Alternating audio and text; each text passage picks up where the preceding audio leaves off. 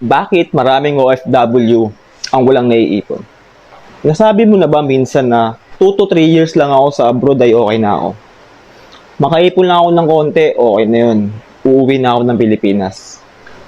Tapos na-realize mo na lang na 5 years ka na pala, 10 years, o di kaya ay 20 years.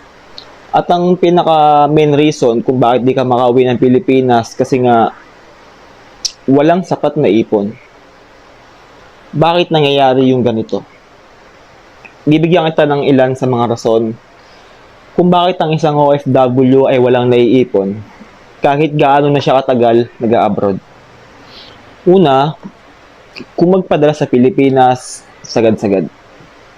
O naman, hindi masamang magpadala ng pera sa Pilipinas, pero isipin mo din, sila nasa Pilipinas lang, ikaw ang layo mo. Magtabi ka din para sa sarili mo. Magtabi ka din para makapag-ipon. Hindi puro resibo na lang ang naiipon mo sa abroad. Ikalawa, maling mindset sa pag-iipon. Sasabihin ng iba, maliit lang naman kasi ang sinasahod ko kaya hindi talaga ako makapag-ipon. Pero ang realidad, mas marami ka pang maririnig na kwento na kung kailan lumaki ang sinasahod nila, mas lalo pa silang walang naiipon. Mas lalong kinakapos at nagkakautang-utang pa dahil sa liabilities, loans, at credit cards. Ikatlo, sabay sa uso. Inuuna ang luho. Pag may bagong labas ng cellphone, dapat meron din ako.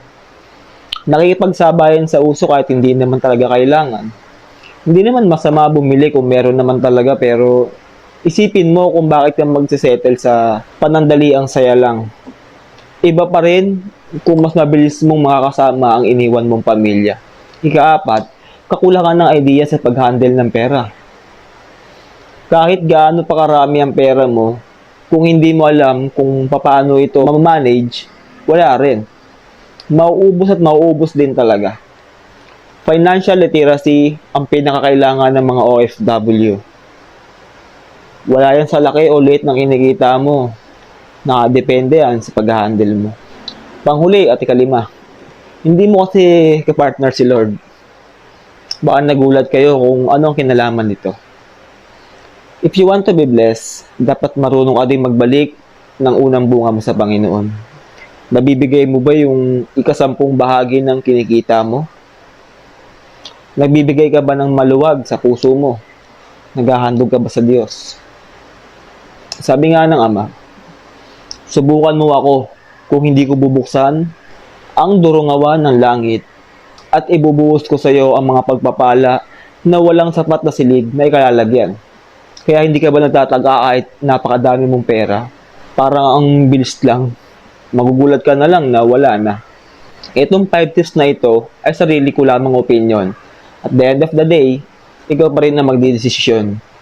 Sana may nakuha kang mga knowledge at value sa video na ito.